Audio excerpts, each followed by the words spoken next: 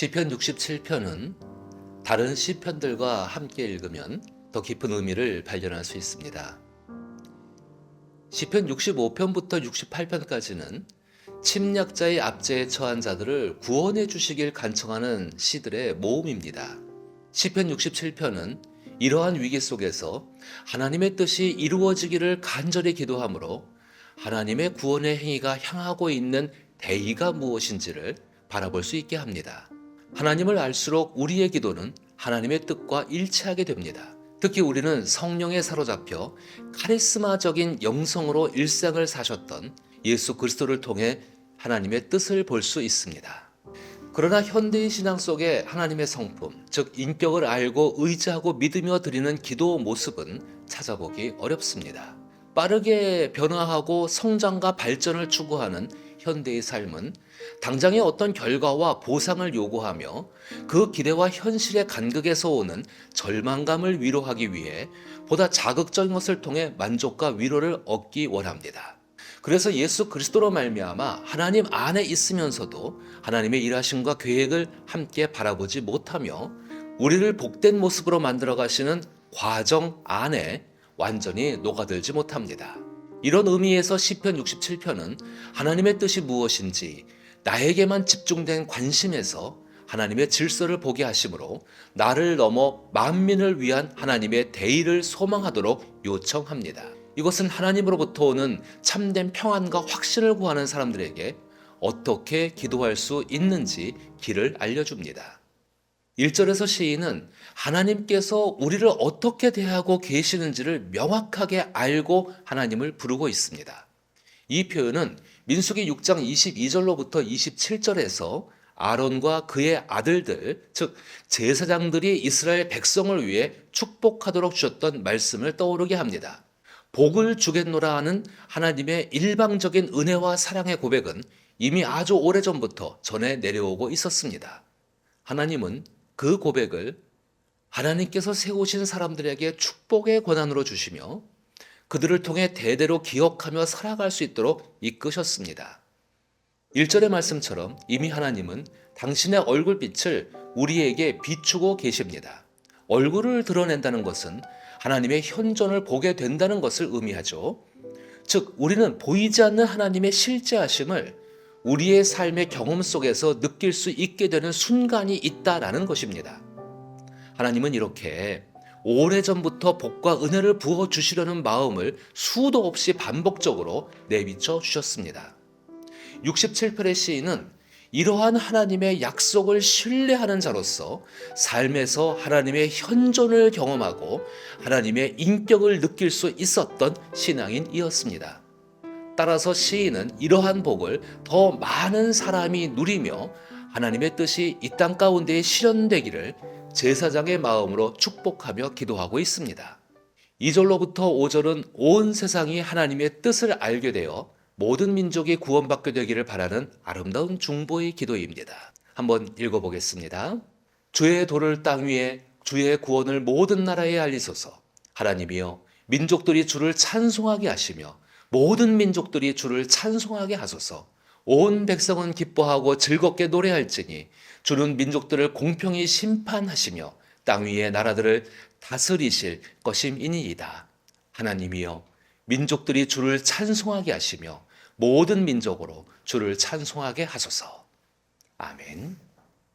이 시인의 아름다운 중보 기도는 예수 그리스도를 통해 이루어지기 시작하였습니다.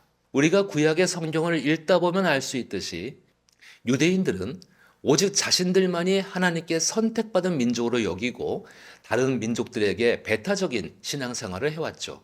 그러나 신약 성경에서 예수님의 행적과 사도들의 선교 활동을 통해 알 수 있듯이 하나님의 뜻과 하나님께서 약속하신 복이 이제 모든 민족들에게 열리기 시작했습니다.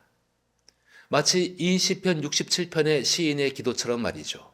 우리는 소위 예수 그리스도를 구주로 영접하는 자들은 구원을 얻는다고 고백합니다. 이것은 어떤 의미를 내포하고 있는 것일까요? 큰 맥락에서 이 시인의 고백처럼 하나님의 언약적 관계의 복이 이제 예수 그리스도를 통해 열방에, 즉 우리 모든 인생에게 열리게 되었다는 것을 의미합니다. 그리고 그 약속의 관계를 상속받은 우리는 이스라엘과 마찬가지로 하나님과의 관계 안에서 우리의 언약적 요소도 함께 상속받았음을 의미하죠. 그것을 보여주는 구절은 바로 4절의 말씀입니다. 하나님은 나의 하나님이시면서 동시에 모두의 하나님이십니다. 그렇기 때문에 하나님은 공의로우십니다. 하나님께서는 당신의 공의가 이 땅 가운데 실현되기를 간절히 바라십니다.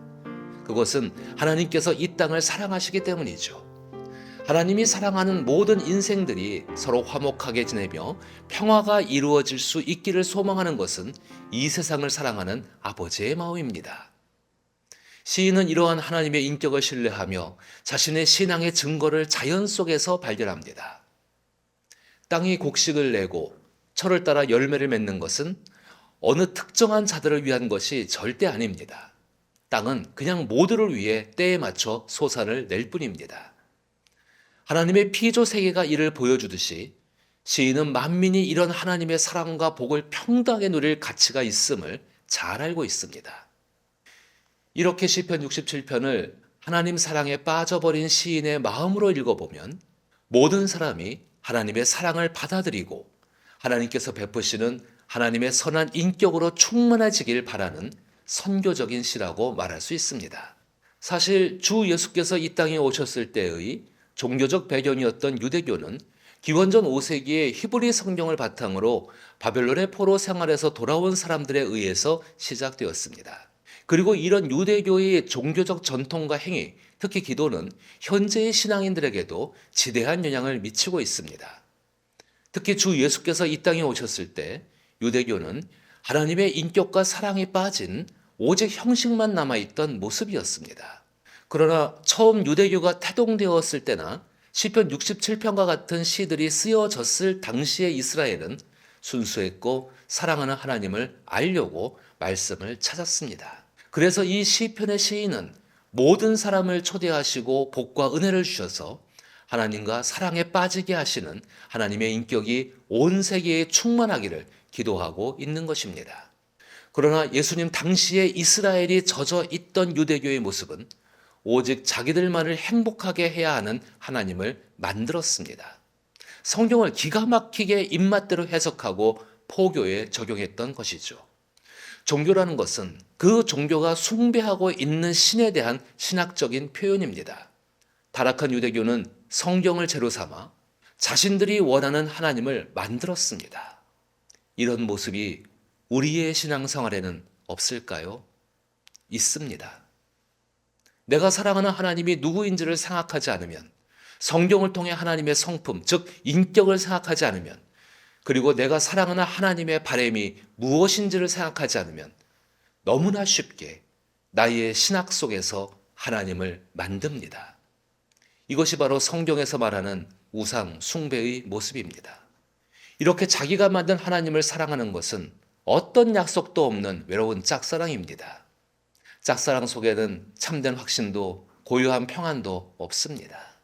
하나님과 그리스도인의 관계는 끊을 수 없는 친밀한 사랑의 관계입니다. 나와 대화하는 대상이 누구인지, 그가 나를 어떻게 대화할지를 생각하는 것은 관계의 기본이죠. 이처럼 기도라는 행위는 이러한 하나님과의 친밀한 관계 속에서 이루어지는 하나님과의 인격적인 대화입니다. 그리고 친밀한 관계라는 것은 이미 이루어진 관계를 지속하고 성숙해지려는 노력 속에 하나가 되어 갑니다. 이것이 하나님께서 우리와 관계를 맺어가는 과정 안에 있는 우리에게 상속된 언약적 속성 중에 하나입니다. 이제 시편 67편을 읽을 때 하나님과 사랑에 빠져버린 한 신앙인의 기도가 어떻게 하나님의 마음과 합해져 있는지를 느끼며 나를 포함한 모든 이들이 하나님의 사랑과 복을 누리며 살아갈 수 있길, 함께 꿈꿀 수 있길 소망합니다. 그리고 예수 그리스도의 사랑에 힘입어 이미 시작된 시편 67편의 기도에 대한 응답을 우리가 성령과 함께 계속 이루어 나갈 수 있기를 바랍니다. 선교적인 삶을 향한 여정에서 하나님의 인도하심과 도움을 빌며 그로써 우리의 삶이 하나님의 뜻을 이루고 세상에 복을 전하는 삶을 살아낼 수 있기를 나사렛 예수의 이름으로 축복합니다.